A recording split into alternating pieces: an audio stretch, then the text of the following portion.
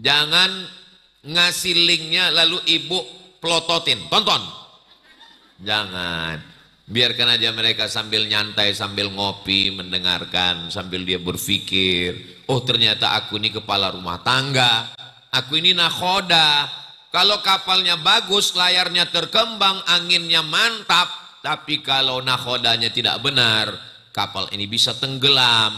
Maka suami adalah panglima peperangan. Musuhnya hebat, tapi kalau panglimanya mantap. Walaupun di situ kambing, tapi kalau panglimanya singa, maka kambing-kambing itu bisa berubah menjadi singa. Tapi kambing kan nggak punya taring, iya, tapi dia punya tanduk. Walaupun pasukannya singa, tapi kalau panglimanya kambing, semua berubah menjadi kambing, menjadi singa yang lucu-lucu semua. Nah, begitulah hebatnya panglima perang. Makanya panglima kita adalah Sayyidina wa Maulana Muhammad sallallahu alaihi wasallam. Ibu pulang ke rumah, bangkitkan semangat suami. Kamu adalah panglimaku, besti. Karena banyak yang laki-laki sekarang jadi hilang kepercayaan diri. Kenapa? Karena gaji istrinya lebih besar, istrinya lebih kaya, istrinya anak bangsawan, bangsa yang hidup di awan. Sedangkan suaminya hanya rakyat jelata, istrinya PNS, suaminya honorer. Akhirnya di rumah dia kehilangan kepercayaan. Istrinya mau pergi kondangan, pel lantai, mandikan anak, ganti pampers, dah apa-apa. Akhirnya suami kehilangan harga diri. Mentang-mentang istrinya kaya, uangnya banyak, bisnis woman, wanita karir, mau bayar zakat, dia kasih 50% ke Basnas, yang 50% dia bagi ke keluarganya, dan kata Ustadz yang paling bagus dibagi yang terdekat. Dia panggil suaminya, hai fakir miskin, sini sebentar. Saya kan bisnis woman nih, bisnis kuliner, bisnis properti. Kebetulan zakat tahun ini 1 miliar, saya sudah bagi ke Basnas. Dan ada yang bilang katanya bagi ke keluarga terdekat, dan yang paling dekat fakir miskin kamu. Boleh nggak suami dibagi zakat? Boleh. Suami boleh dapat zakat dari istri. Kenapa? Karena istri tidak wajib menafkahi suami. Tapi suami nggak boleh berzakat ke istri. Nggak boleh suami mengatakan, ini belanja kita sekaligus zakat saya. Nggak boleh. Tapi ibu, orang kaya, uang banyak, boleh bayar zakat ke suami. Setelah saya lihat 8 asnaf, kelihatannya salah satunya kamu, Mas. Ini zakatnya ya. Jatuh harga diri dia. Maka bangkitkan semangatnya. Pulang dari sini ibu katakan, memang aku PNS, memang aku orang kaya, memang mobilku lebih mahal, memang itu hartaku, memang ini rumahku. Tapi jangankan rumah ini, jangankan mobil itu, jangankan kebun karet itu, nyawaku milik kamu sayang. Satu-satunya kesalahanku dalam hidup, aku nggak pernah salah bang, kesalahanku dalam hidup cuma satu, mencintai kamu. Masuk surga bersama Rasulullah sallallahu alaihi wasallam. Amin ya rabbal alamin. Saya berangkat ke Mesir tanggal 4 September 1998. Anak Indonesia yang berangkat sebanyak 74 orang. Dan salah satu yang bersama dengan kami adalah beliau, Ustadz Dr. Fahmi. Bedanya waktu itu saya mau berangkat S1, beliau mau berangkat S2. Tapi wajahnya jauh lebih muda dari saya. Sampai sekarang belum ngasih resepnya ke saya. Kakak kelas saya. Lalu kemudian 98 saya sampai di Mesir. Tahun 2000 berangkat haji. Tahun 2002 jadi petugas haji. Satu tempat di Misfalah namanya, di belakang Zamzam Tower, satu rumah, satu kantor dengan Ustadz Hatta. Beliau angkatan 96, saya angkatan 98. Jadi yang kanan kiri ini kakak-kakak kelas saya. Dulu waktu di Mesir, tidak pernah terpikir terlintas di hati dan pikiran saya sekalipun, nggak pernah mimpi bahwa saya dan mereka bertiga kami akan bangun pondok pesantren di Banjarbaru, tidak pernah. Tapi rupanya sudah tertulis di Lauhil Mahfuz, bersama di Mesir, bersama di Banjarbaru, dan bersama di surga Jannatul Firdaus. Itulah jamaah ini hatinya bersih. Padahal yang kami doa cuma kami bertiga. Semuanya setuju, amin. Ketika ibu kakak mengatakan amin, maka malaikat dikirim Allah mengatakan amin walaka misluh. Kabulkan doa orang ini, kamu mendapat seperti yang sama seperti yang engkau ucapkan. Jadi walaupun kelihatannya doa saya cuma bertiga, tapi sesungguhnya masa masuk surga cuma bertiga, kan sunyi sekali. Maka mudah-mudahan kita semua, ibu, bapak, suami, istri, anak-anak, semuanya kita masuk tanpa transit di neraka jahanam. Rabbana atina fid dunya hasanah wa fil akhirati hasanah wa qina azabannar. Saya diajak oleh Ustadz Atta tahun 2021 untuk motong pohon karet pakai golok. Apa ini Ustadz Atta? Kita mau buat pesantren di sini. Saya yang motong, saya yang cemas. Pertama khawatir pohon ini nggak putus. Soalnya ini live viral nanti. Yang kedua saya khawatir peletakan batu pertama sekaligus batu terakhir. Ini jangan-jangan pondoknya nggak berdiri nanti. Rupanya Allah Ta'ala maha menolong berkat doa dan support ibu bapak semua. Innama amruhu idza arada syai'an ayyakula lahu kun fayakun. Akhirnya setiap tahun saya datang kemari. Datang tahun pertama potong pohon, datang tahun kedua rumah berdiri, datang tahun ketiga berdiri asrama, datang tahun keempat letak batu pertama, datang sekarang sudah masjidnya cantik dari dalam, luar jangan dulu. Makanya kalau mau foto-foto dalam dan luar, nanti di update status before after. Nah, mudah-mudahan Pondok Pesantren Nurul Azhar Kalimantan ini berkembang pesat dan santri bisa masuk lebih banyak insya Allah. Tapi ada kekhawatiran karena ini pondoknya dikeliling masyarakat.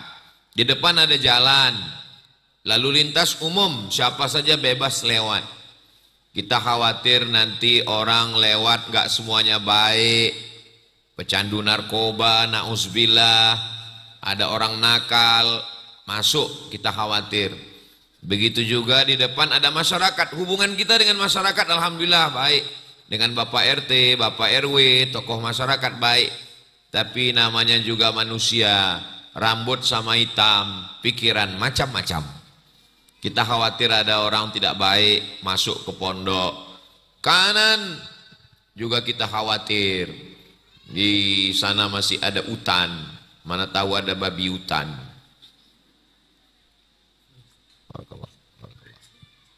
Duduk Pak, di atas, geser sedikit Ustaz. Duduk. Naik. Ya.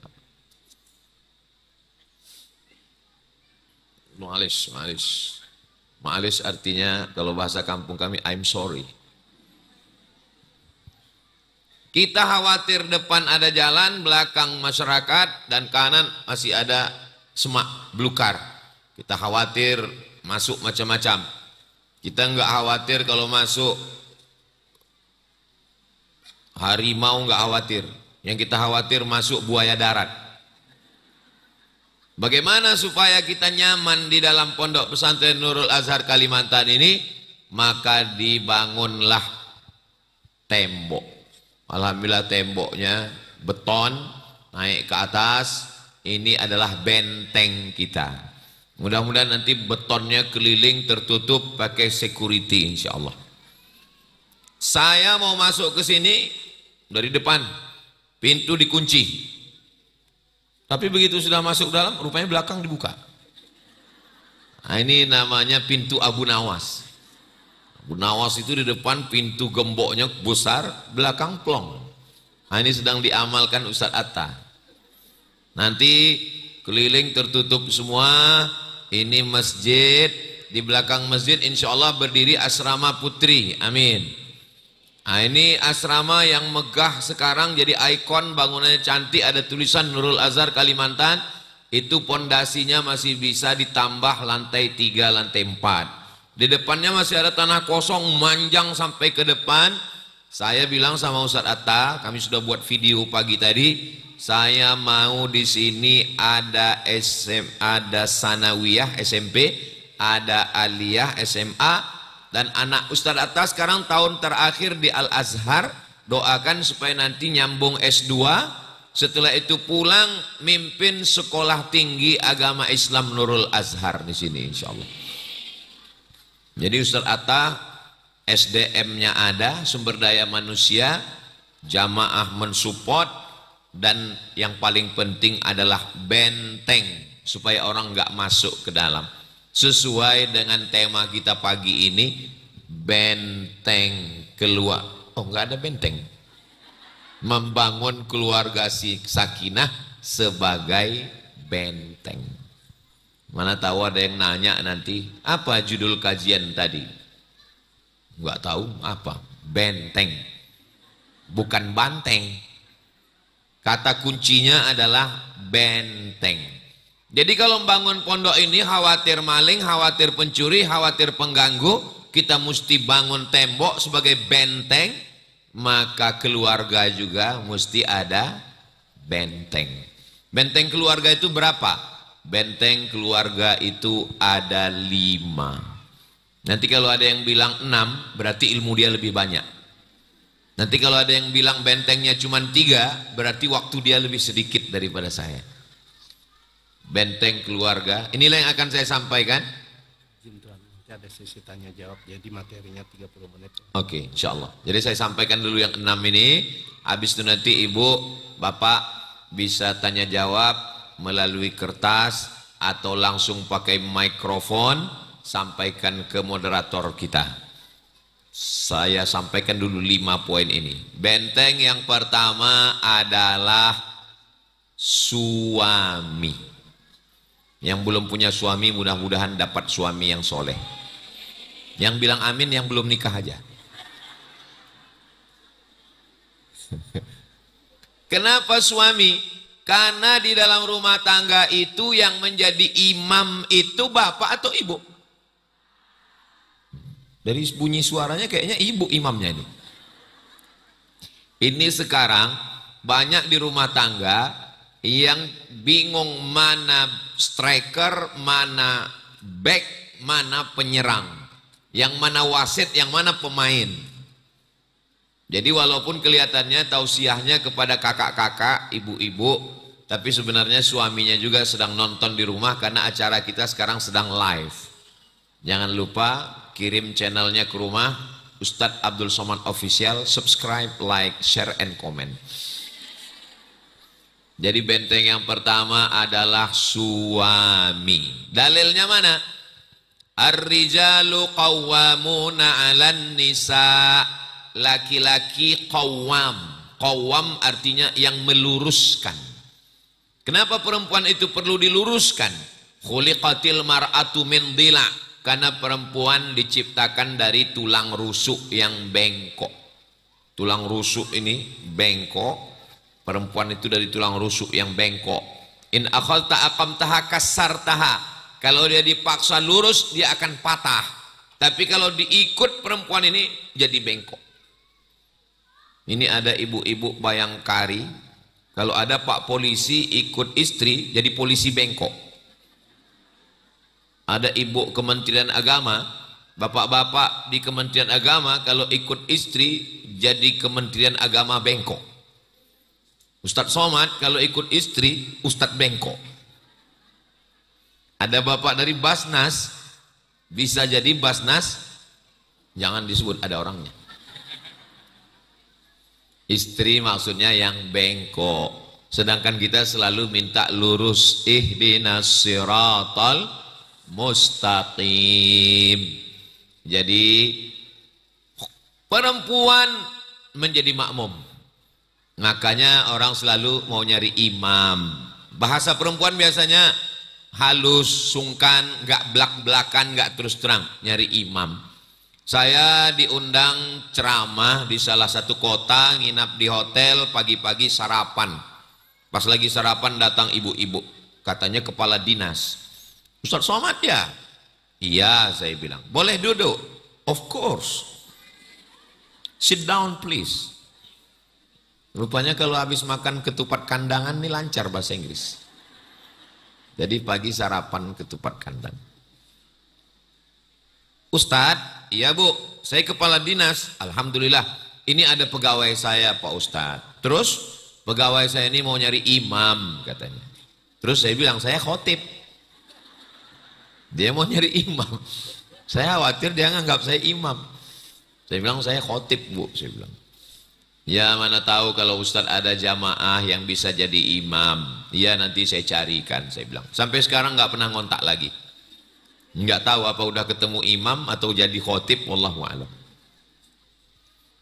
Karena kalau kita naik kereta api ada masinisnya di depan. Kalau kita naik pesawat ada pilotnya. Kalau kita naik mobil ada driver supirnya. Kalau naik ojek apa namanya? Yang penting yang mengendalikan arah. Jadi benteng yang pertama adalah suami. Maka nanti ibu pulang ke rumah, kalau bapak nanya, apa pesan Ustadz Somad tadi? Mau dibawa kemana hubungan kita sayang? Lalu dia akan jawab, kita akan bawa rumah tangga ini ke pulau harapan, sakinah, mawaddah, warahmah. Loh, kok kamu tahu jawabannya? Saya kan nonton streaming. Mudah-mudahan suami ibu semuanya baik-baik.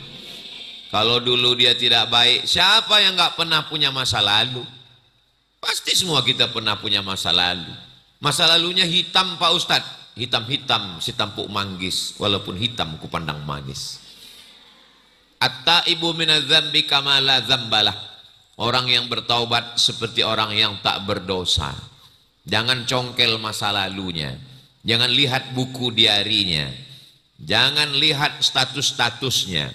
Jangan follow. Kok jangan follow?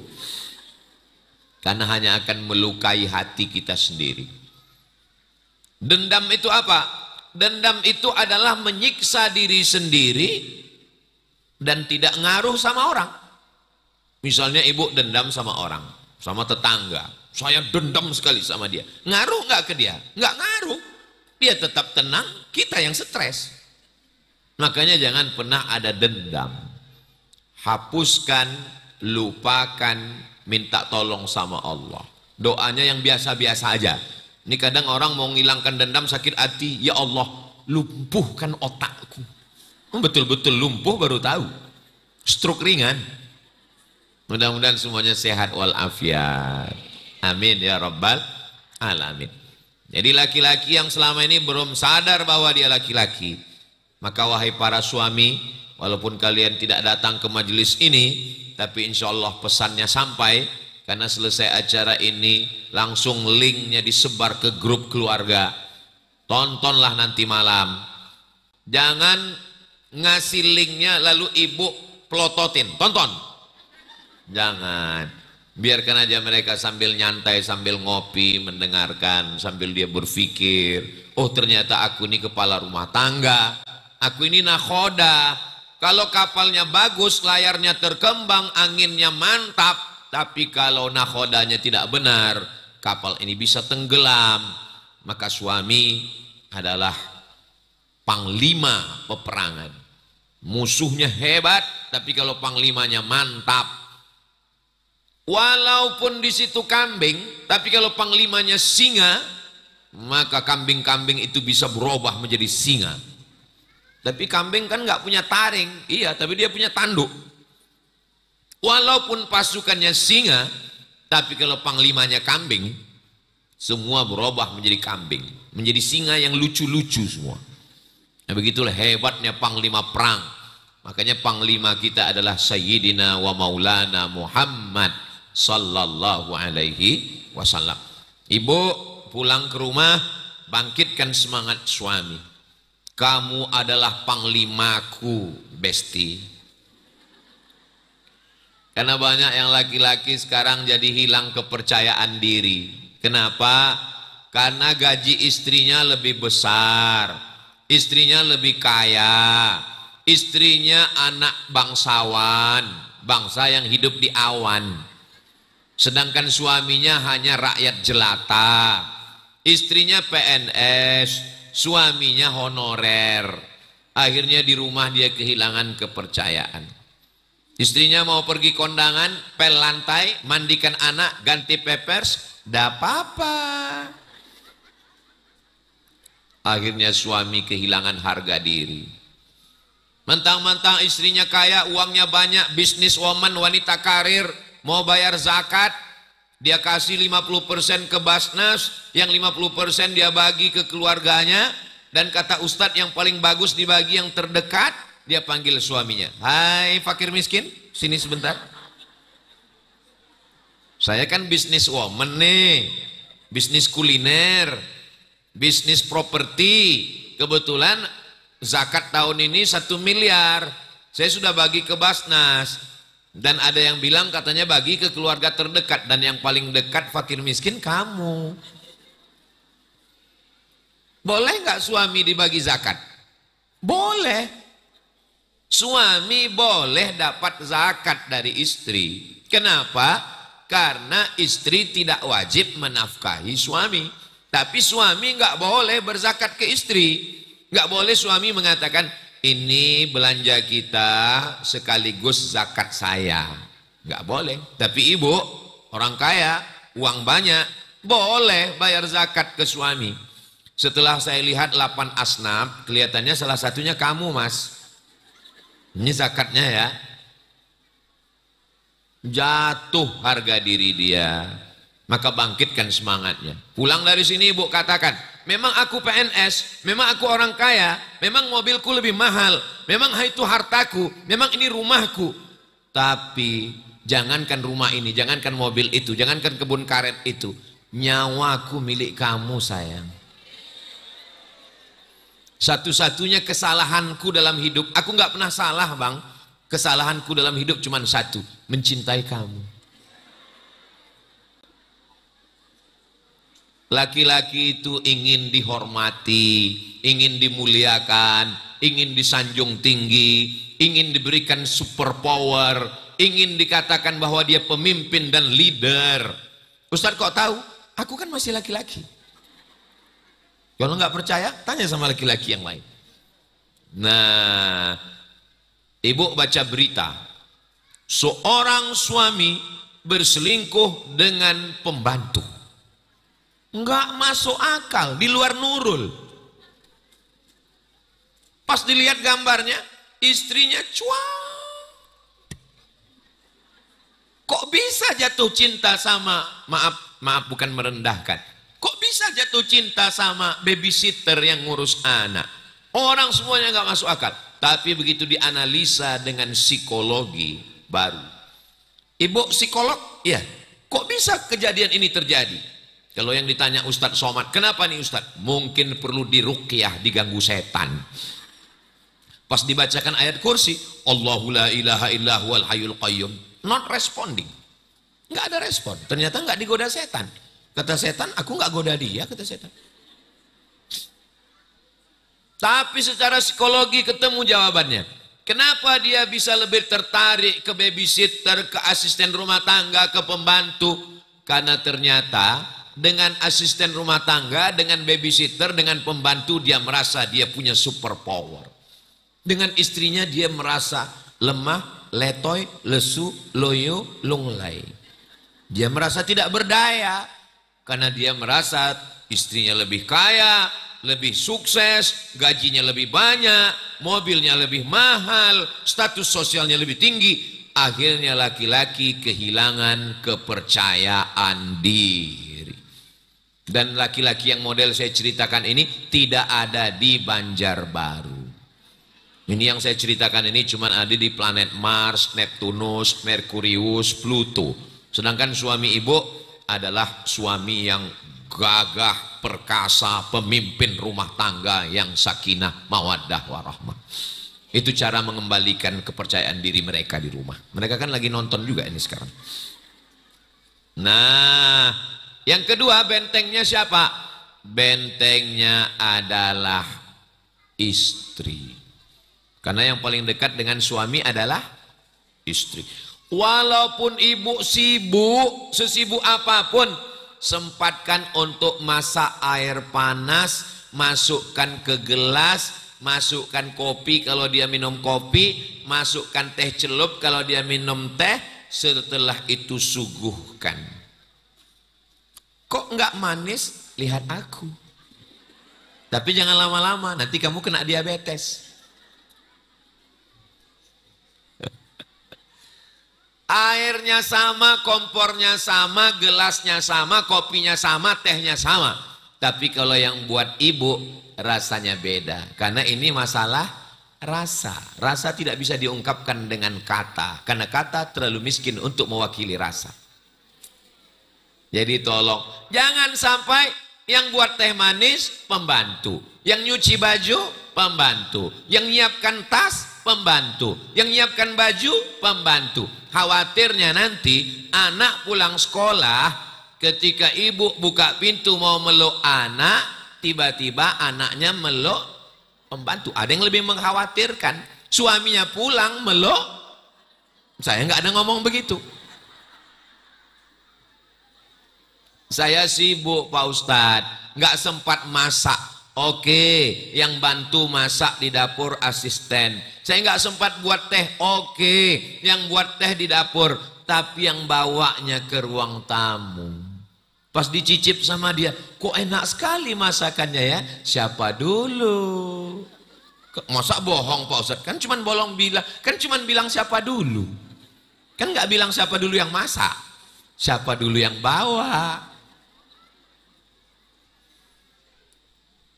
Jangan sampai keberhasilan perempuan yang terhebat adalah bukan ketika dinobatkan sebagai penerima Grammy Award, penghargaan terbaik sebagai perempuan berhasil business woman.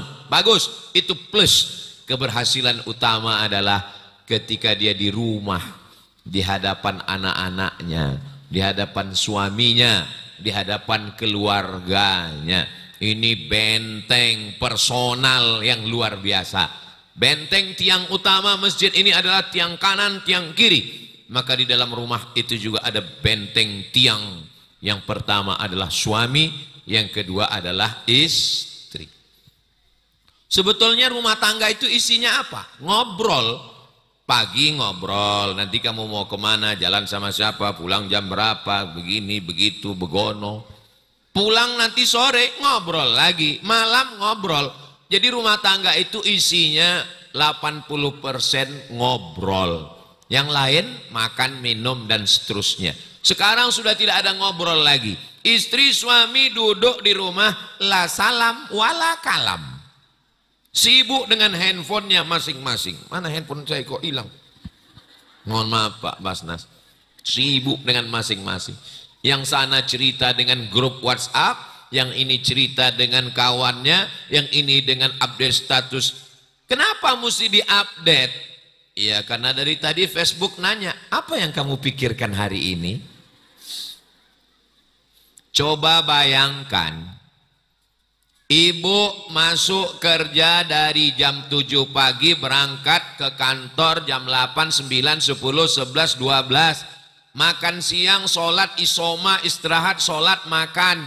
Habis itu masuk lagi jam 2, jam 3, jam 4, pulang macet di jalan jam 5, sampai rumah jam 6, azan maghrib, habis itu isya makan jam 8, dengan keluarga cuman tinggal 2 jam, jam 9, jam 10, habis itu bukan nonton TV, ditonton TV. Dengan suami, dengan istri berapa lama? Cuman 2 jam. Terus yang lama dengan siapa? Dengan suami orang. Satu kantor, satu ruangan, jalan bareng, makan bareng, berawal dari tukar-tukaran nomor, berakhir dengan tukar-tukaran hati. Hati kamu, hati aku. Na'udzubillah. Mudah-mudahan Allah menjaga hati kita semua. Alah Ustaz Somad itu cuma ngomong, katanya jamaah keluar jam 8 pagi, pulang jam 4 sore. Ustaz sendiri sudah berapa hari nggak pulang-pulang. Saya ke Kalimantan Selatan datang hari Jumat, pulang hari Senin, besok pulang. Kalimantan Tengah datang hari Jumat, pulang hari Senin. Satu provinsi saya datang sekali. Sumatera Utara datang hari Jumat, pulang hari Senin. Aceh datang hari Jumat, pulang hari Senin. Besok saya wajib pulang. Tapi kalau saya sudah pulang hari Selasa, hari Rabu, hari Kamis, saya di rumah. Di rumah saya bukan ustadz, di rumah saya bukan profesor, di rumah saya bukan kiai, di rumah saya adalah suami, saya adalah anak. Jadi jangan ibu bayangkan saya di rumah ngobrol sama istri saya, ya ayyuhalladzina amanu. Saya pulang ke rumah, gendong anak, kalau dia ganti pampers, ganti baju. Kalau sore-sore jalan, Ustaz jalan juga? Iya, jalan ke mall. Jalan ke mall. Gimana Ustaz bisa jalan ke mall nggak dilihat orang? Pakai masker, pakai kacamata hitam, pakai topi pet. Oh, pakai jalan. Sampai di mobil ada juga yang ngikuti. Dia ketuk kaca. Saya buka pintu. Kenapa? Ustaz Somad ya?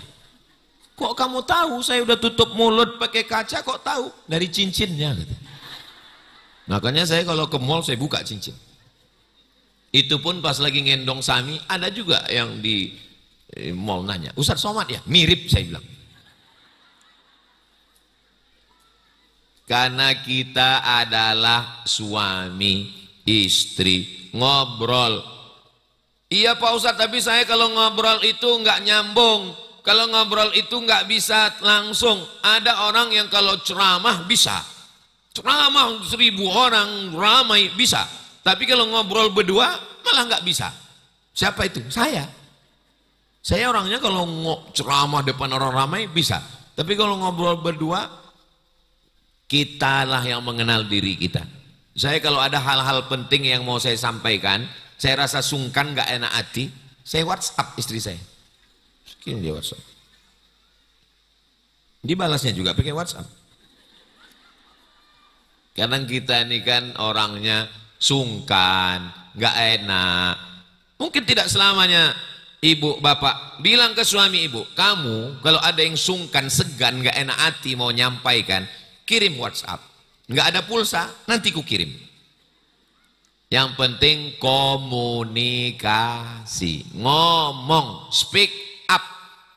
Tapi kalau sudah tidak ngomong, maka berat. Innal kalama la fil fuadi, kalimat itu letaknya di hati. Wa inna ma ju'ilal lisan, dijadikan lisan, mulut, alal fuadi dalila. Allah jadikan bibir, Allah jadikan lidah untuk mewakili perasaan yang ada di dalam hati. Benteng yang pertama suami, benteng yang kedua istri, benteng yang ketiga adalah rumah. Kalau rumah itu cuma tempat tidur, apa beda rumah dengan hotel? Kalau rumah itu cuma tempat nonton, apa beda rumah dengan bioskop? Kalau rumah itu cuma tempat makan, apa beda rumah dengan restoran? Kalau rumah itu cuma ngelihat ikan, apa beda rumah dengan SeaWorld, akuarium? Rumah adalah tempat kita bernaung, Maka jadikan di pojok rumah itu ada tempat sholat berjamaah suami dan istri dan anak-anak. Tapi zuhur, asar, maghrib, isya tetap ke masjid. Laki-laki yang soleh sholatnya di masjid. Laki-laki yang sholat di rumah, laki-laki solehah. Tapi Ustaz katanya sholat di rumah, sholat tahajud. Saya mau nanya, ibu jangan jawab, kakak jangan jawab. Jawabnya dalam hati saja.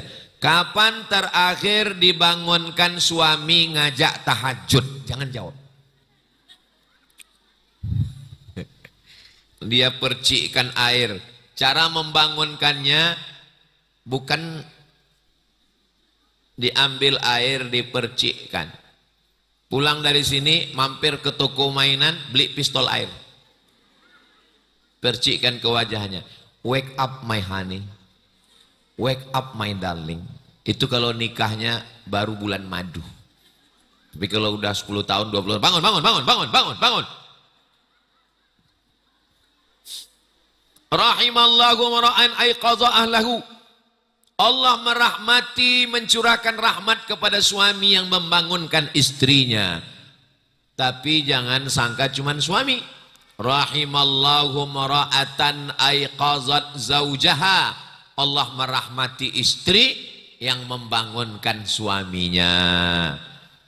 Kata Ustadz tadi, Pak, ayah, kata Ustadz tadi, katanya Allah merahmati suami, tapi kalau kamu udah 3 malam saya tunggu nggak membangunkan, malam keempat saya yang membangunkan. Saya sudah percikkan air, dia nggak bangun Pak Ustadz. Pakai jurus yang berikutnya, bisikkan ke telinganya. La ilaha illallah.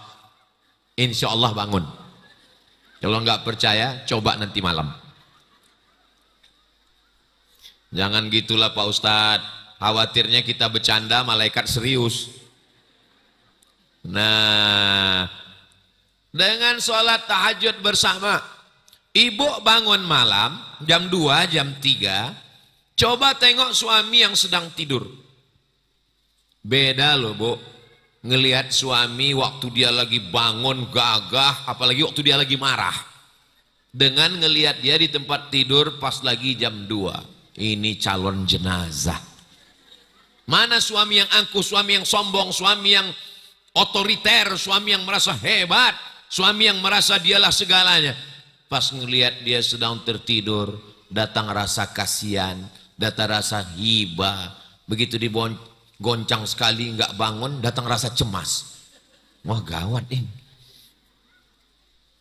Begitu 3 kali digoncang nggak bangun, segera cari surat tanah. Saudara yang dimuliakan Allah Subhanahu wa taala, maka bentengnya di sini adalah rumah baiti jannati. Rumahku adalah surgaku. Rumah yang sebesar lapangan sepak bola terasa sempit. Kenapa? Hatinya sempit. Tapi ada rumah yang diejek orang. Alah, rumah kamu 4L. Apa itu rumah 4L? Lo lagi.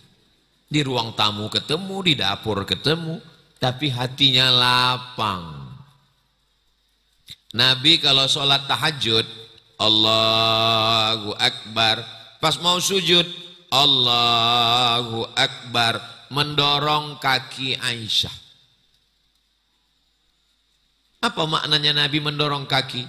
Betapa kecilnya rumah Nabi Muhammad SAW. Sebesar apa rumah Nabi itu Pak Ustadz? Panjang umur, sehat badan, mudah-mudahan kita nanti bisa umroh akbar bersama Ustadz Abdul Somad. Dengan travelnya Ustadz Atta. Setahun 2 kali, bulan Februari dan bulan Agustus. Jangan lupa, kuota terbatas. Segera daftar ke nomor berikut ini. Nanti kita sampai di Taman Raudhah, mengarah ke kiblat, sebelah kirinya makam Nabi. Makam Nabi itu adalah kamar Nabi.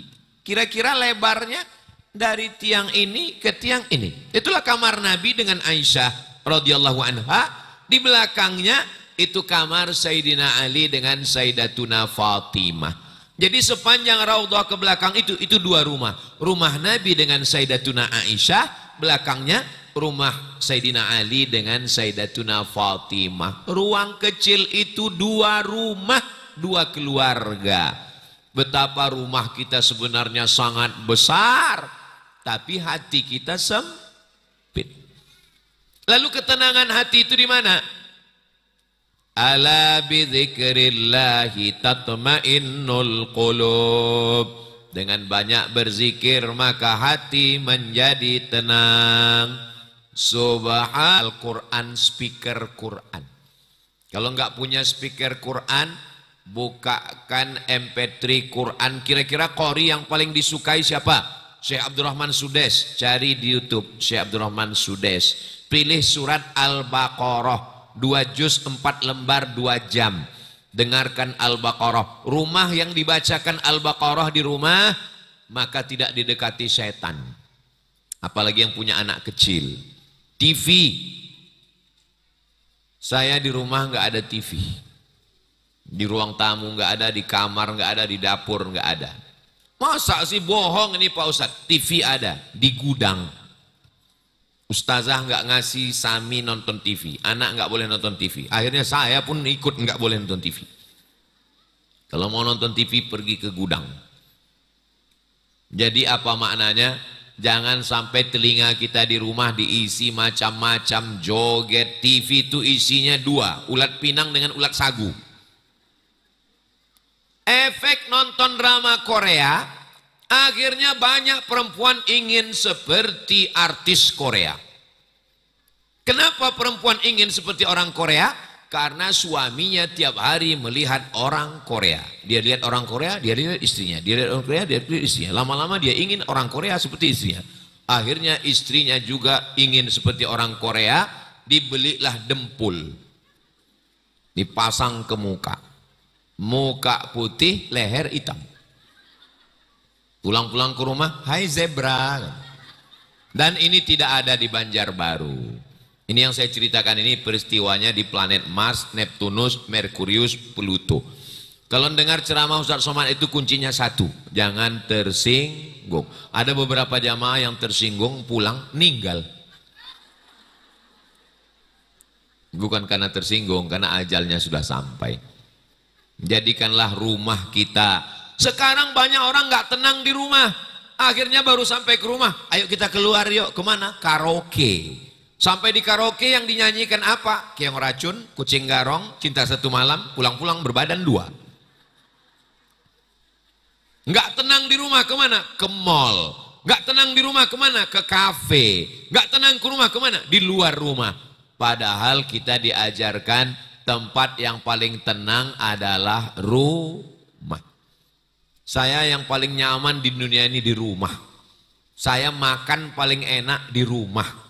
Kalau saya di rumah makan 2 piring, 3 piring.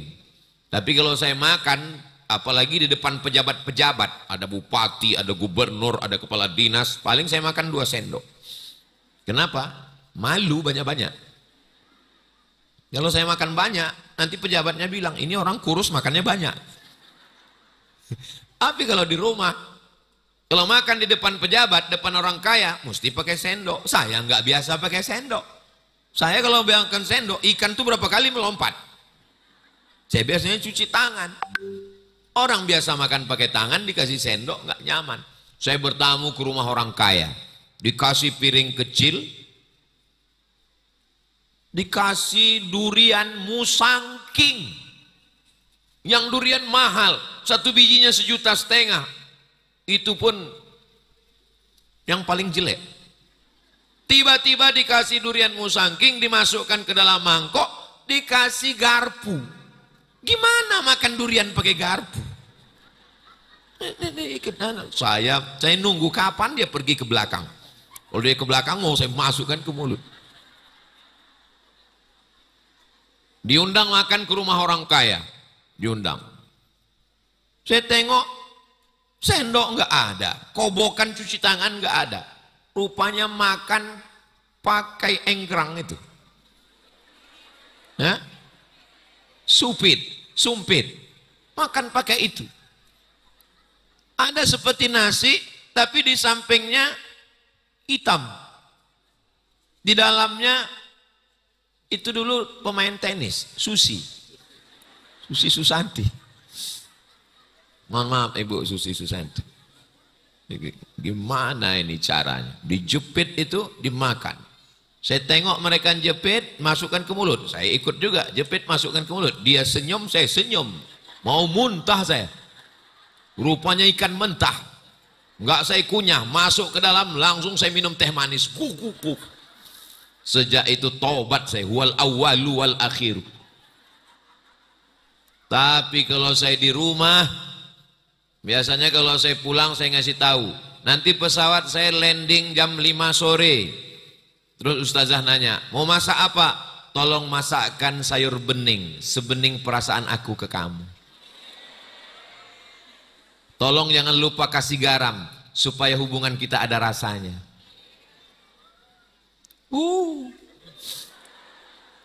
Makan yang paling enak di rumah. Kalau di rumah saya pakai kain sarung, saya pakai baju kaos. Tapi kalau saya di luar, saya mesti pakai peci, saya mesti pakai baju koko, saya mesti jaga image, senyumnya nggak boleh sering-sering. Maka tempat yang paling nyaman, tempat yang paling enak adalah di rumah. Ketika hati risau di luar, dunia terasa sempit, pulang ke rumah. Sekarang banyak laki-laki nunggu kapan keluar rumah. Saya Ustaz kalau di rumah, waduh, tertekan mendengar radio rusak. Tapi kalau di luar rumah tenang saya Pak Ustaz. Bapak merasakan ketenangan kapan? Dua Pak Ustaz. Yang pertama waktu keluar rumah, yang kedua ketika istri pulang ke rumah mertua. Ini tidak terjadi di Banjarbaru. Kemarin hari Rabu datang jamaah. Istrinya kena stroke, mudah-mudahan yang sakit sembuh. Sebelum stroke, ini istri ini minta banyak, minta itu, minta ini, beli itu, beli ini. Ngomongnya nggak berhenti, nggak ada remnya. Sejak kena stroke, diam aja. Saya malah kehilangan istri saya Pak Ustadz. Saya rindu cerewetnya Pak Ustadz. Saya minta dia kembali lagi Pak Ustadz. Nanti kalau dia kembali lagi seperti dulu, cerewet lagi, minta lagi. Enggak apa-apa Pak Ustadz. Jadi ibu yang cerewet, pertahankan Bu. Karena kalau hilang justru mereka kehilangan. Saya bilang itu mungkin doa yang terkabul. Enggak Pak Ustadz, doanya bukan begitu Pak Ustadz. Kamu pulang jam berapa? Sedang di mana? Gaji mana? Baju koko yang kemarin sudah dipakai sholat apa enggak? Kain sarungnya di mana? Tinggal di hotel mana? Makanya saya tadi pagi kirim langsung video ke rumah. Saya sedang berada di Nurul Azhar Kalimantan dan saya tinggal di pondok. Saya bilang sama Ustaz Atta, dulu Ustaz Atta awal-awal bawa saya ke Kalimantan tinggal di hotel, enggak apa-apa. Tapi nanti saya mau tinggalnya di pondok. Alhamdulillah terkabul. Saya kalau ke Kalimantan Selatan tinggalnya di pondok, aman, damai, nyaman, terjaga, terpelihara. Coba saya kalau dititipkan Ustaz Atta di hotel, sudah pakai koko, pakai peci, pakai sorban, masuk ke lift ketemu dengan mak lampir, nyi blorong, sundel bolong, suster ngesot. Baju belum selesai dijahit sudah dipakai, kain kurang 50 cm. Resleting belum dipasang, mau dilihat berdosa, mau nggak dilihat takut salah pencet eskalator, lift.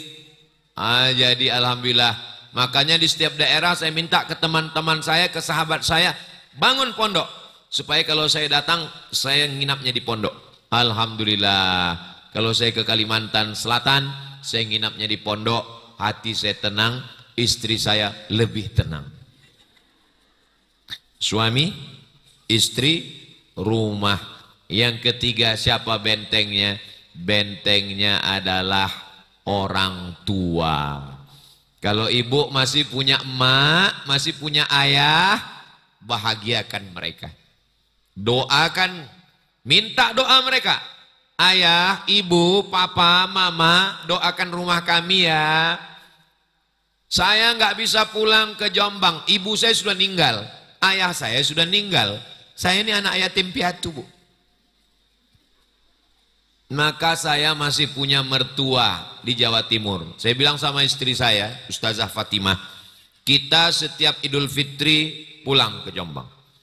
Selama mereka masih hidup, selama mereka masih ada, kita setiap Idul Fitri pulang. Jadi sejak nikah, setiap Idul Fitri kami pulang. Jamaah yang ada di Riau, mohon maaf, kami di bulan Syawal itu ada di rumah.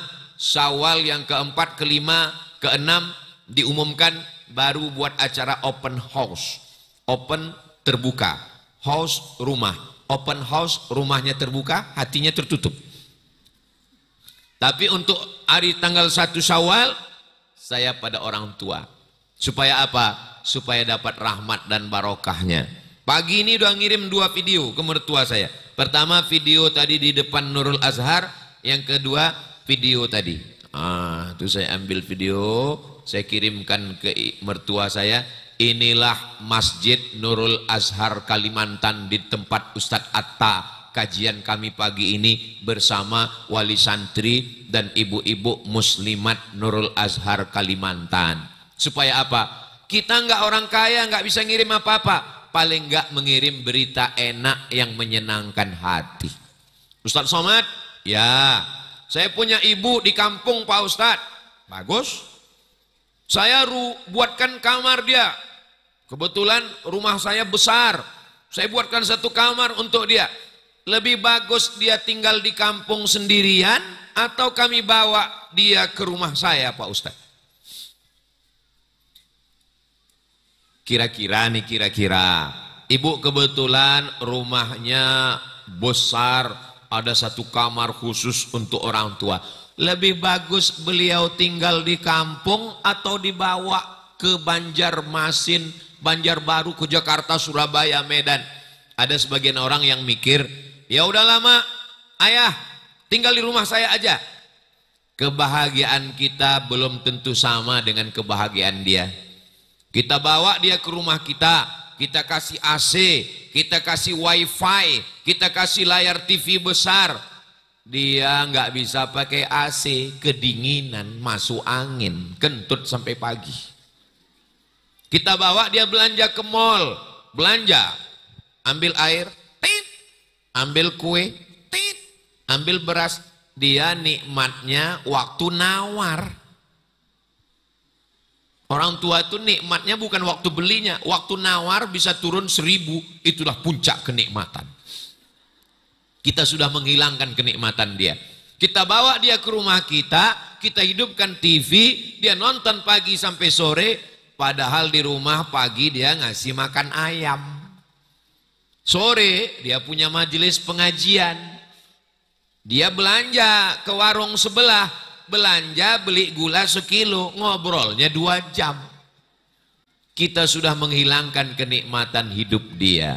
Kita sangka membahagiakan dia, ternyata kita sedang memenjarakan dia dalam sangkar emas. Jadi bagi yang punya orang tua, bahagiakan orang tua di kampung, lihat keadaannya. Kalau ada saudara yang tinggal di kampung, tolong perhatikan. Saya kirim transfer uang sekian, perhatikan ibu, jangan sampai dia sendirian. Tapi kita cabut dia dari lingkungannya, kita bawa dia ke kota besar, belum tentu membahagiakan dia. Jalan sekali-sekali boleh, itu juga puncak benteng kebahagiaan keluarga, karena doa. Saya setiap hari minta doa ke orang tua saya. Doakan kami. Saya yakin Ustadz Atta sampai hari ini beliau anaknya sukses belajar ke Azhar, beliau juga bisa membangun pondok. Itu berkat doa orang tua. Ayah, ibu, rumah, orang tua, yang terakhir, yang kelima adalah silaturahim. Tetangga, depan, belakang, kanan, kiri. Jangan musuhan sama tetangga. Nanti kalau kita mati yang bimbing sakratul maut siapa? Jangan kelahi sama jiran.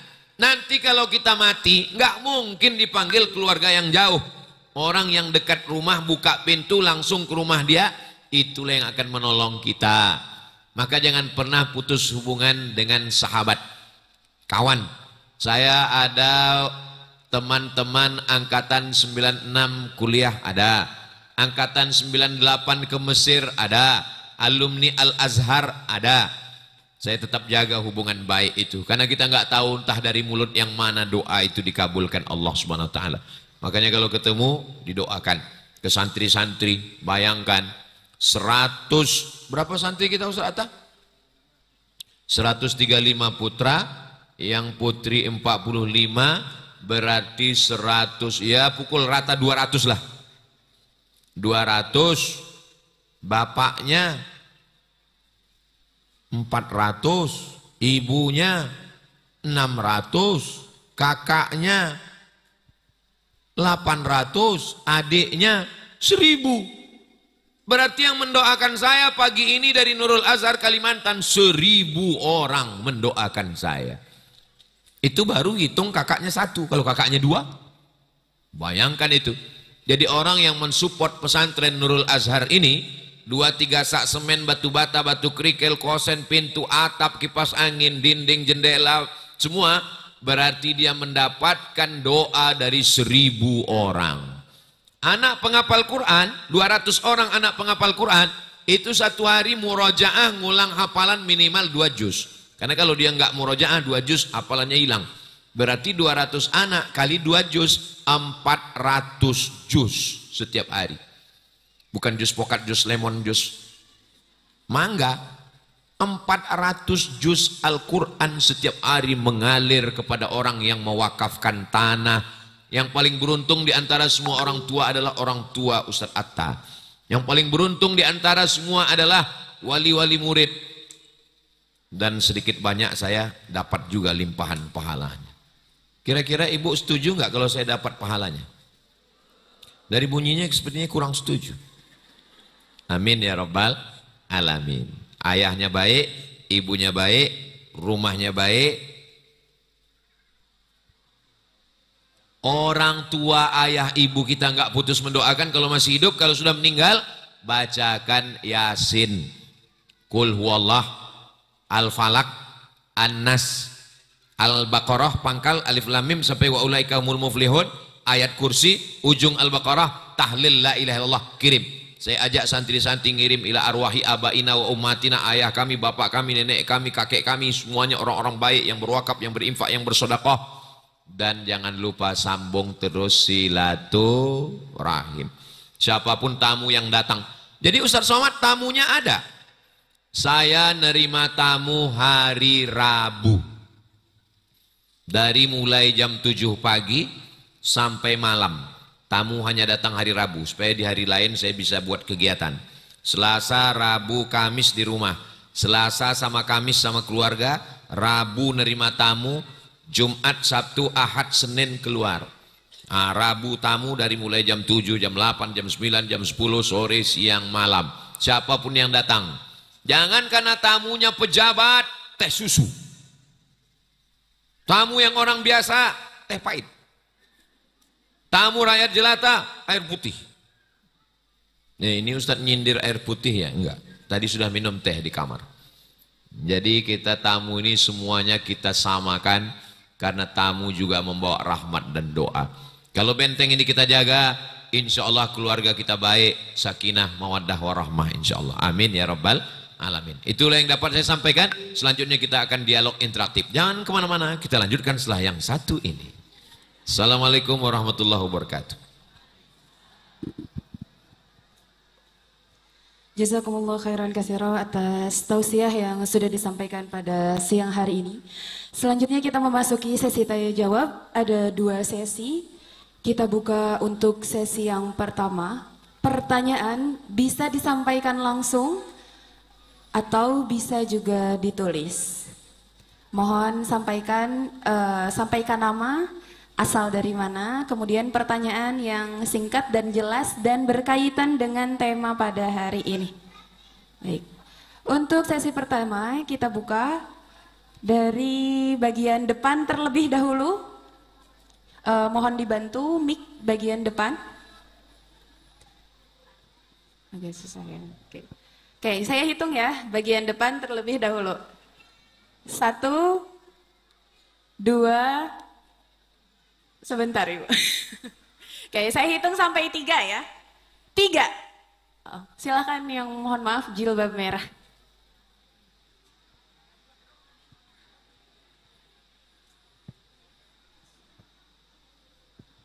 Tes. Assalamualaikum warahmatullahi wabarakatuh. Waalaikumsalam warahmatullahi wabarakatuh. Perkenalkan, nama saya Kun Mar'atus Solihah, berasal dari Cempaka Baru, dari sini, dari RT 30. Izin bertanya Ustadz, sebelumnya bagaimana sih sebenarnya Islam itu memandang bahwasannya keluarga ini atau rumah itu sebagai tempat yang penuh kasih sayang dan perlindungan.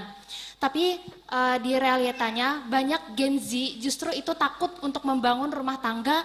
Entah itu karena trauma yang dihadapi di masa kecil atau bahkan saat ini melihat orang tuanya bisa jadi ada yang KDRT atau pola asuh yang kaku dan cara yang patriarkis atau kadang pendapat anak atau perempuan itu diabaikan gitu Ustaz. Terima kasih. Wassalamualaikum warahmatullahi wabarakatuh. Saya jawab dulu satu-satu ya.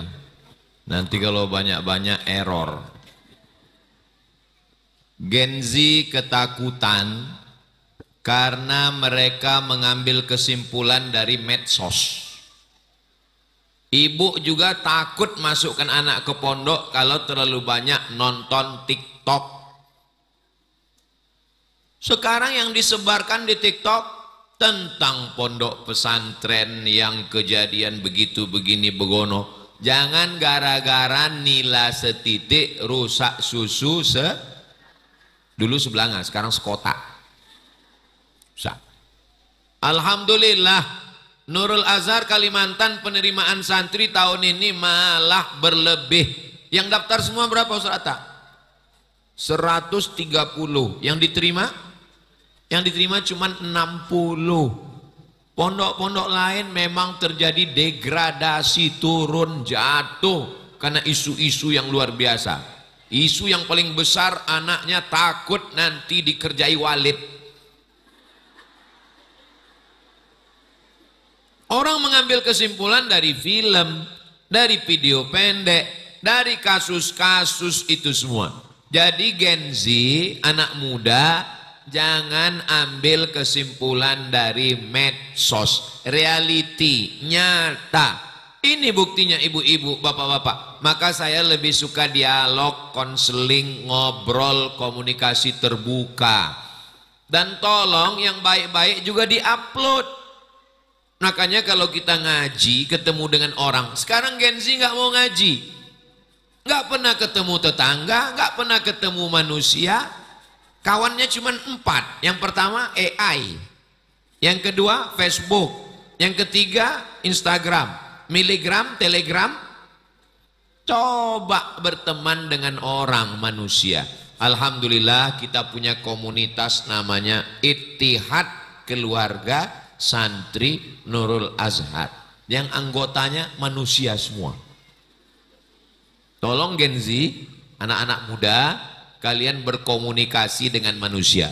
Orang Jepang, orang Korea nggak ada lagi komunikasi dengan manusia. Berangkat kerja ketemu dengan laptop, komputer, robot. Habis itu makan sendiri, nggak ngobrol sama orang. Sambil makan pun streaming, ngobrol semua sama mesin. Habis itu pulang ke rumah, tidak mau menikah. Karena dianggapnya pernikahan itu hanya ribet, jelimet, susah payah. Akhirnya mati di kamar sendirian. Dan tetangga nggak ada yang tahu. Dipanggil damkar pemadam kebakaran untuk buka pintu. Fenomena di kota besar, mati sendiri dalam kesepian di tengah keramaian. Itu Ustadz Lukman punya komunitas muliakan jenazah. Itu banyak di kota-kota besar yang ngadu karena penyelenggara jenazah buka pintu didobrak karena dikunci. Ternyata mati dalam keadaan nonton, megang handphone, kulit kepala sudah menyatu dengan bantal. Bau, busuk, nggak ada lagi orang yang mau ngurus. Akhirnya dikontak komunitas memuliakan jenazah. Gara-gara apa? Mati dalam kesendirian. maka ini fenomena fitnah akhir zaman yang luar biasa. Tapi kalau anak-anak ibu punya komunikasi dengan ibu, dia punya hubungan dengan manusia, tidak hanya sekedar makan berita bulat-bulat hoax, fitnah yang luar biasa, maka insya Allah saya masih pakai medsos. Bukan berarti saya nggak ada medsos, saya pakai medsos. Itu ada Instagram yang followernya 9 juta itu. Maksudnya yang belum follow lah. Kita ada YouTube, tapi itu kita pakai hanya sebagai sarana dakwah. Nomor 1 tetap manusia, nomor 2 baru sosial media. Jangan dibalik. Nomor 1 sosial media, punya teman, punya kawan, mesti kenal siapa orangnya, manusia, kenal dengan baik. Saya punya teman manusia semua. Bapak Ketua Basnas, manusia. Ustadz Fahmi, manusia. Ustadz Hatta, manusia. Saya ketemu dengan jamaah, manusia. Mudah-mudahan dengan kita kunci nomor 5 tadi, silaturahim.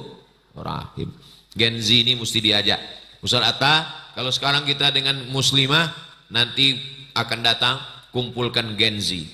Kata Gen Z, mau nggak datang ke Nurul Azhar? Kami mau datang ke Nurul Azhar, tapi syaratnya Ustadz Somad kami bawa mutar-mutar pakai motor. Oke, pakai motor nanti kita.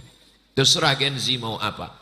Kami mau dengan Ustadz Somad ngaji, tapi tolong Ustadz Somad jangan pakai peci. Kami mau Ustadz Somad pakai celana jeans, pakai baju kaos. Oke, siapkan celana jeansnya.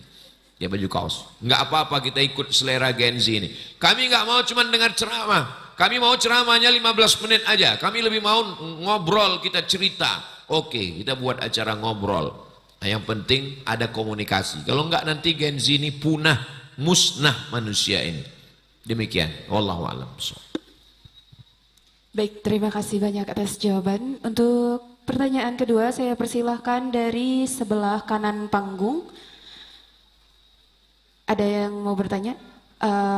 Boleh yang di depan diberikan mic jilbab biru. Ya. Bersiap untuk jamaah yang lainnya. Pertanyaan setelah ini silakan disiapkan. Pertanyaan boleh lewat tulisan, boleh juga secara langsung. Tes. Bismillahirrahmanirrahim. Assalamualaikum warahmatullahi wabarakatuh. Waalaikumsalam warahmatullahi wabarakatuh. Terima kasih. Perkenalkan, nama saya Arma, perwakilan dari Alisa Khadijah Banjarbaru. Kami hendak bertanya Bapak, seperti yang dipaparkan Ustadz Abdul Somad tadi, bahwa laki-laki itu kan suka untuk dihargai. Jadi suka untuk dihargai, dihormati karena sifatnya sebagai pemimpin. Nah, ini kadang-kadang menjadi tricky ketika seorang istri bagaimana cara menasihati suami yang supaya nggak tersinggung seperti itu. Karena pada kenyataannya memang yang sering ikut pengajian itu adalah ibu-ibu. Jadi bapak-bapaknya itu kurang gitu. Apakah dengan melalui contoh menjadi istri yang baik itu saja sudah cukup? Rutinitas istri yang mungkin baik, apakah itu saja sudah cukup atau perlu seperti apa yang kira-kira tidak menyinggung? Itu aja sih Pak. Sama ini Pak, satu lagi, kadang-kadang budaya patriarki ya, yang suami merasa lebih tinggi daripada istri, kadang-kadang membuat istri ini dianggap yang lemah gitu. Jadi seenaknya aja untuk misalnya menyalahkan istri, atau misalnya ada masalah atau apa itu istri yang disalahkan tanpa sebab yang jelas seperti itu. Kadang-kadang tekanan seperti ini yang membuat rumah tangga ini juga tidak ada keharmonisan. Terima kasih Bapak. Contohnya suami tidak sholat, misal. Saya kalau umum saja bingung saya. Jadi saya sendiri ngasih contoh. Misalnya suami nggak sholat. Terus gimana cara ibu menasehati dia supaya dia nggak tersinggung? Apakah pulang dari sini ibu kasih dia kain kafan? Apakah waktu dia ulang tahun dikasih keranda? Surprise. Nah, caranya mulutnya mulut orang lain. tapi idenya dari ibu. Ini kata ada acara arisan keluarga, ya kasih tahu sama panitia. Nanti kita ada arisan keluarga di rumah mama, ya. Ustadznya siapa? Ustadz Atta. Tolong Ustadz Atta nanti sampaikan tentang ayat yang ada nama Ustadz Atta. Apa itu? Alhaakumut takasur hatta zurtumul maqabir. Kamu dilalaikan dengan berbangga-bangga, banyak harta, banyak anak, banyak kuasa, hatta zurtumul maqabir, sampai kamu masuk kubur. Lalu Ustaz Atta ngomong, ini yang kaya-kaya, yang hebat-hebat, tapi nanti sampai akhirnya yang ditanya pertama kali adalah sholat. Sholat. Mulutnya mulut Ustaz Atta, tapi idenya dari ibu. Selesai acara pulang ke rumah, suami ibu ngomong, kok Ustaz Atta tahu saya nggak sholat ya? Kayaknya dapat bocoran Ustaz Atta ini. Pak, orang kalau diganggu setan memang sensitif. Nggak perlu ibu yang menceramahi.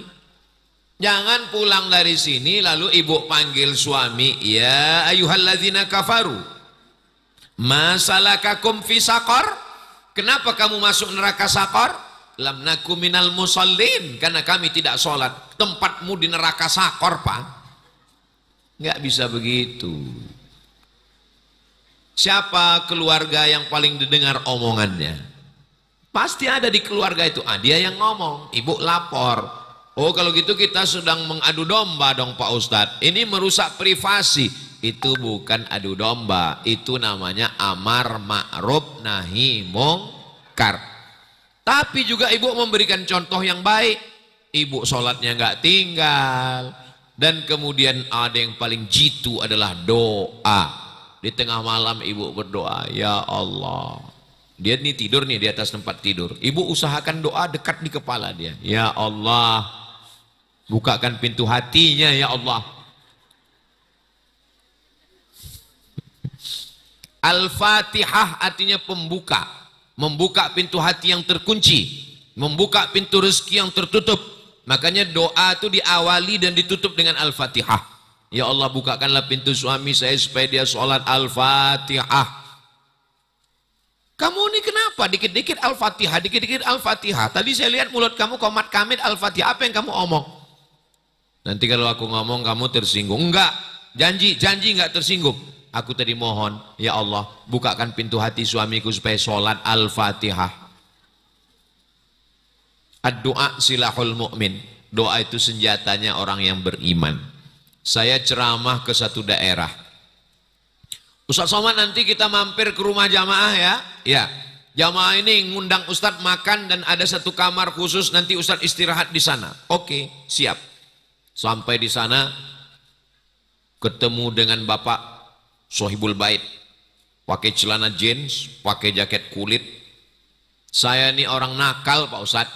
Saya ini dulu nggak sholat Pak Ustadz, saya jahat Pak Ustadz. Dalam hati saya, ini pasti tobatnya karena dengar ceramah Ustadz Somad. Saya tobatnya Pak Ustadz karena istri saya. Ternyata bukan karena saya. Gimana ibu? Suami yang tidak jahat ini tobatnya karena omongan istri. Istrinya bukan ustazah, istrinya bukan profesor doktor. Apa yang diomongkan ibu membuat bapak tobat? Istri saya ngomong cuma 5 kata Pak Ustadz. Nanti kalau kamu mati gimana? Cuma 5 kata.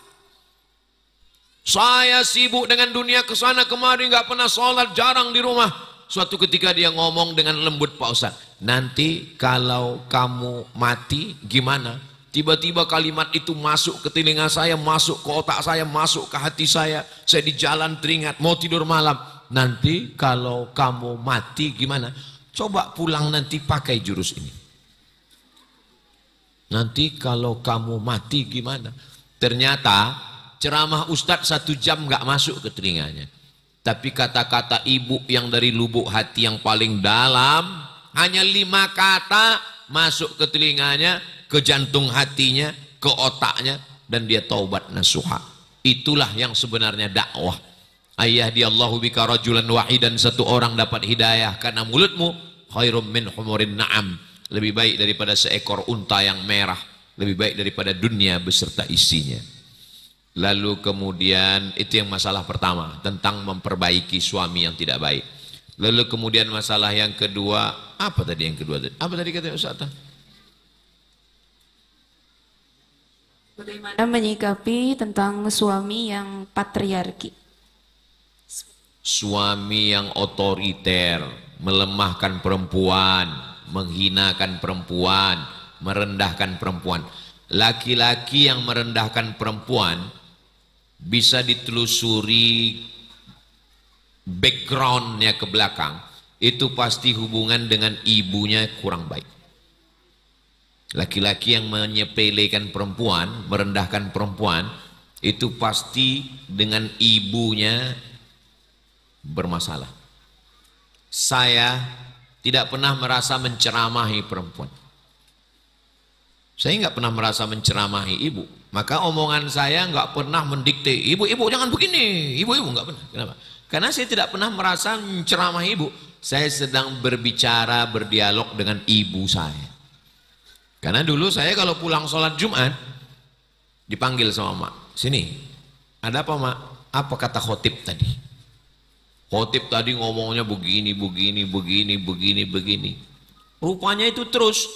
Jadi yang saya sampaikan ini adalah cerita tentang guru saya, tentang yang saya baca, tentang jamaah yang curhat ke saya, tentang tanya jawab jamaah. Itu yang saya ceritakan. Saya tidak pernah mendikte ibu, saya tidak pernah menjatuhkan orang di tengah masyarakat ramai. Saya nggak pernah menjatuhkan ibu-ibu depan orang ramai. Ibu itu karena salah, nggak pernah. Kenapa? Karena saya melihat ibu adalah seperti ibu saya. Saya kalau ngelihat anak-anak digendong dengan ibunya, dibawa ibu bawa anak, saya tidak sedang melihat ibu. Saya sedang melihat, berarti begitulah ibu saya dulu menggendong saya 30 tahun yang lalu ketika ada ustadz datang maulid Nabi Isra Mi'raj nuzul Quran. Makanya setiap saya pergi ceramah, setiap ada anak kecil pasti saya salami. Cuman kadang banyak orang tua yang salah tangkap, pas saya ngulurkan tangan yang salaman ibunya, padahal anaknya. Karena saya sedang melihat diri saya. Dulu ibu saya setiap ketemu dengan ulama pasti dibawakannya. Kenapa? Hubungan dengan ibu. Jadi kalau mau anak ibu nanti menghormati perempuan, kalau ibu mau anak ibu yang laki-laki itu mau memuliakan perempuan, maka ibu mesti komunikasi dengan dia dengan baik sekali. Saya dengan ibu saya 10 tahun serumah. Saya pulang dari Maroko 2008. Sejak itu saya serumah dengan ibu saya sampai beliau meninggal 2019 bulan Maret tanggal 18 11 Rajab. Sampai akhirnya dia meninggal, saya yang memasukkannya ke liang lahat, membukakan kainnya, membukakan wajahnya, meletakkan tanah di tengkuknya, menempelkannya ke liang lahat, menutupnya semua. Nah, jadi saya memuliakan perempuan, saya menghargai perempuan, saya tak pernah menyepelekan perempuan, saya tidak pernah menghinakan perempuan, karena ibu saya melihat perempuan adalah ibu saya. Kalau saya melihat perempuan seperti ibu saya, bagus. Melihat anak perempuan seperti anak saya, bagus. Asal jangan melihat perempuan macam bini saya, itu yang tak bagus. Nah, jadi melihat perempuan itu seperti melihat ibu. Bagaimana kita memuliakan ibu, bagaimana kita memuliakan, menghormati, mengagungkan ibu. Nah, itu tergantung hubungan ibu baik dengan anak. Tapi kalau anak ibu dendam dengan ibu, anak ibu pernah merasa sakit hati atau hubungannya kurang baik, maka dikhawatirkan dia juga nanti akan menjatuhkan harkat martabat perempuan. Nauzubillah. Tapi yang paling penting dari segalanya adalah doa. Jangan lupa setiap malam ibu tahajud dan doakan anak ibu. Saya dulu bawa emak saya kemana saya pergi, saya bawa. Pas jadwal ke Medan, saya bawa. Satu kamar sama saya. Ada kawanku mau jumpa katanya. Saya bilang panggil kawan yang sini, duduk sini. Segan dia masuk kamar. Oke, di mana kita jumpai dia? Di lobi. Ayo ke lobi. Saya turun ke lobi, dudukkan di kursi lobi, pesan makanan, pesan minuman. Tapi saya tetap situ, saya nguping apa omongannya. Kawannya nanya, apa kau doakan anakmu? Temannya nanya ibu saya yang jawab, setiap malam ku bacakan anakku Al-Fatihah 100 kali. Sehatkan anakku Al-Fatihah, panjangkan umurnya Al-Fatihah, bukakan pintu hatinya Al-Fatihah, bukakan pintu rezekinya Al-Fatihah, berikan dia kehidupan yang baik Al-Fatihah. Saya nguping, saya dengar, wah 100 kali.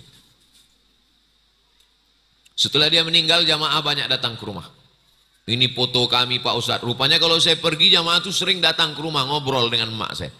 Ini foto kami dengan emak Ustadz. Ini dia kasih resep masak rendang. Ini dia kasih resep penyakit, obat-obat. Banyak cerita. Jadi orang justru bercerita tentang ibu saya setelah dia pulang menghadap Allah Subhanahu wa taala. Jadi kalau mau ibu, anak-anak ibu menjadi baik, hubungan ibu dengan anak, khususnya komunikasi ibu dengan anak ibu. Nanti saya panjang umur sehat badan, saya mau tulis satu buku khusus tentang ibu nih. Tapi itulah, sampai sekarang belum siap nulis. Kenapa? Karena ibu-ibu ngundang ceramah tentang ibu-ibu, akhirnya saya lupa menulis tentang ibu yang isinya tentang ibu-ibu. Berkat doa ibu-ibu, nanti insya Allah ada masanya menulis buku tentang ibu insya Allah. Terima kasih. Demikian. Wallahu a'lam. Baik, terima kasih untuk jawabannya.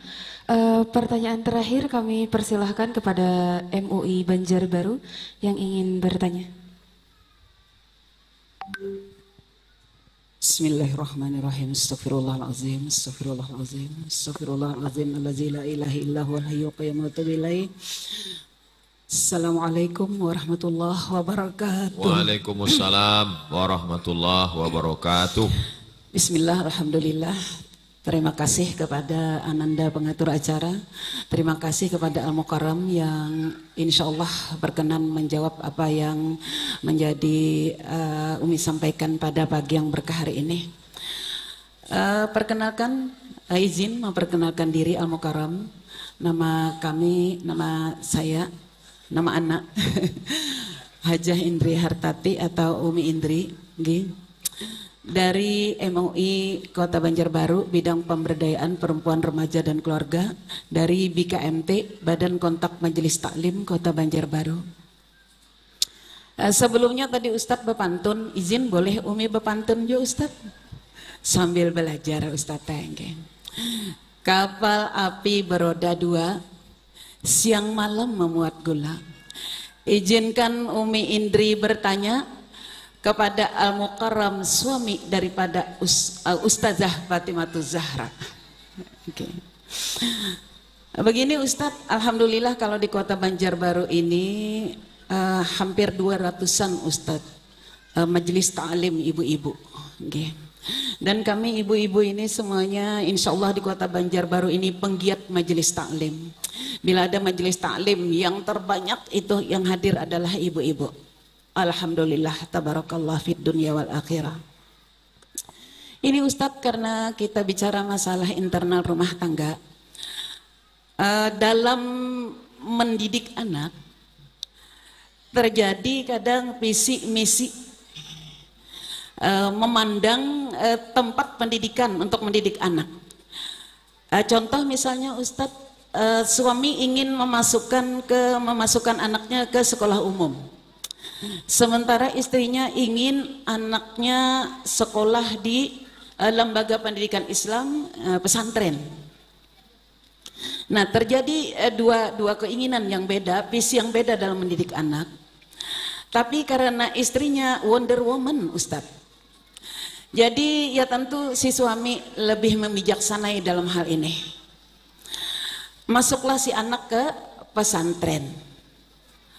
Tapi Ustadz dalam hal ini bagaimanapun karena suami tadi ar-rijalu qawwamun 'alan nisa, mungkin di bawah alam sadar suami ada ketersinggungan, ada merasa kurang dihargai sebagai seorang suami. Okay. Lalu Ustadz, sementara di perjalanan berikutnya tentu ini menentukan karena ada perbedaan visi dalam mendidik anak. Pada akhirnya Ustadz, na'udzubillah, si istri ini mungkin wafat nanti. Bagaimana Ustadz kaitannya dengan ayyuma mar'atin matat wa zawjuha anha radin? dakhala jannah. Nggih. Itu Ustadz, jadi bagaimanapun bahwa ridho suami itu menentukan kita untuk dipersilahkan Allah masuk dan memilih pintu surga yang 8 kemana kita bisa diperkenankan Allah untuk masuk. Seperti itu Ustadz, visi yang berbeda dalam mendidik anak. Terima kasih, minta rila minta ridho tahalal, doakan kami Ustadz. Assalamualaikum warahmatullahi wabarakatuh. Warahmatullahi wabarakatuh. Dari Majelis Ulama Indonesia Kota Banjarbaru, Pemberdayaan Ibu dan Anak, dan BKMT Badan Kontak Majelis Taklim. Ibu mau anaknya mondok, tapi bapak mau anaknya sekolah umum. Karena di rumah itu ibu yang berkuasa, bapak memang singa kalau di luar rumah, tapi di rumah dia kucing, Hello Kitty. Akhirnya pas ibu bilang pokoknya pondok, terus kata bapak, iya nggak apa-apa. Karena dia termasuk persatuan ikatan suami takut istri. Suami kalau takut sama istri, itu nanti kalau dia meninggal, itu tidak kena azab kubur. Karena pas mau diazab malaikat, kata malaikat, yang ini nggak usah diazab, karena dulu di dunia sudah kena azab. Jadi ibu nggak bisa begitu. Ibu mesti ajak orang lain menjelaskan. Nanti dijelaskan sama Ustadz Atta, Pak, bapak mau anak bapak masuk SMP SMA itu kenapa? Saya mau anak saya SMP SMA supaya dia belajar fisika, kimia, biologi, matematika, bahasa Inggris. Bapak, ini di Nurul Azhar Kalimantan, di sini juga anak-anak belajar fisika, kimia, biologi, matematika, bahasa Inggris. Oh, jadi di sini bukan cuma baca kitab, bukan Pak. Oke, saya mau anak saya punya ijazah, karena nanti anak saya kalau sudah punya ijazah, saya mau anak saya masuk ke UI, Universitas Indonesia. Di sini Pak, anak-anak dari Nurul Azhar ini punya ijazah, dan ijazahnya diakui di Indonesia dan bisa sekolah ke Mesir. Justru dua-dua bisa, anak bapak ke UI bisa, ke Al Azhar pun bisa. Oh, jadi kalau gitu punya ijazah dan belajar umum. Malah anak bapak di sini punya nilai +3. Pertama, hafal Quran. Kedua, bisa baca kitab bahasa Arab. Yang ketiga, dia punya life skill. Dan anak bapak di sini selamat dari narkoba, selamat dari game online, selamat dari judi online, selamat dari LGBT, selamat dari pergaulan bebas. Jadi suaminya faham dan sadar, bukan karena takut dan terpaksa. Walaupun niat ibu baik. Tapi kalau sampai dia nggak ngerti, nggak paham, akhirnya salah sangka. Akhirnya kalau sudah salah sangka, menggumpal di dalam. Mungkin dia tersinggung, mungkin dia sakit hati, jelas. In ja'akum fasiqun binaba'in fatabayyanu, mesti ada jelas. Kenapa bapak nggak mau anaknya pesantren? Iya, soalnya itu saya baca-baca di berita itu terjadi begini, kekerasan. Di sini nggak ada kekerasan Pak. Di sini nggak main pukul. Di sini nggak ada hukuman fisik. Di sini nggak ada kekerasan. Terus yang kami baca di internet itu berita yang dihembuskan oleh orang sekuler, liberal, komunis, ateis. Mereka mau anak-anak kita rusak di luar sana. Ustadz Somad itu Pak, kalau punya anak, punya keponakan, wajib mondok. Nggak ada tawar-menawar. Karena saya nggak bisa kawal anak saya dari handphone. Kawan saya, alumni Al Azhar, ngajar di sekolah umum. Nggak mondok. Razia handphone. Anak-anak, masukkan handphonenya semua ke keranjang. Ambil handphone, masukkan ke keranjang. Diperiksa semua handphone. Apa yang dia story, apa yang dia update, apa yang dia tonton. Akhirnya yang handphonenya berbahaya, orang tuanya dipanggil. Ini anak ibu sudah berbahaya, lampu merah, handphonenya macam-macam, tolong nasihati, begitu begini bukono. Selesai teman saya ini ngomong, ibunya ngomong, mohon maaf Pak, itu handphone suami saya. True story, kisah nyata. Jadi rupanya bukan cuma kenakalan anak-anak, tapi juga kenakalan bapak-bapak. Gimana anak kita mau baik? Jadi pondok pesantren adalah benteng terakhir pertahanan umat Islam. Kalau sampai benteng pondok ini hancur, hancurlah pendidikan anak umat Islam. Maka alhamdulillah Nurul Azhar Kalimantan. Saya bukan ustadz yang diundang datang ceramah, diundang bupati, diundang gubernur, diundang wali kota, pulang selesai. Saya enggak gitu. Saya mau saya datang ketemu dengan alumni Al-Azhar, lalu kemudian ada tanah wakaf, bangun pesantren, sehingga kalau saya mati ada yang mengalir, maka hati saya puas sekali. Setiap datang kemari semakin merasa puas. Saya sudah yakin kalau saya mati 200 anak akan mengirimkan Al-Fatihah setiap hari.